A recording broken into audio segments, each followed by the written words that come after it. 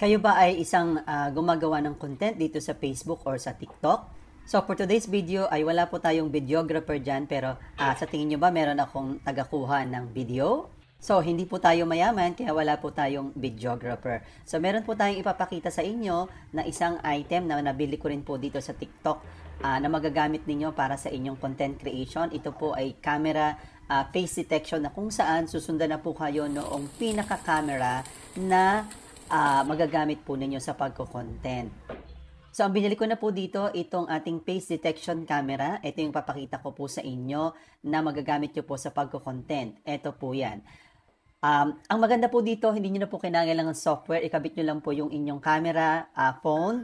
Pwede po na pahalang, pwede rin po na vertical. So, kung gusto nyo po ng ganitong klase ng item, click nyo lang po yung aking yellow basket, papalo na rin po at pasubscribe dito sa aking YouTube channel para makabili po kayo ng mga items na ginagamit ko po. Salamat!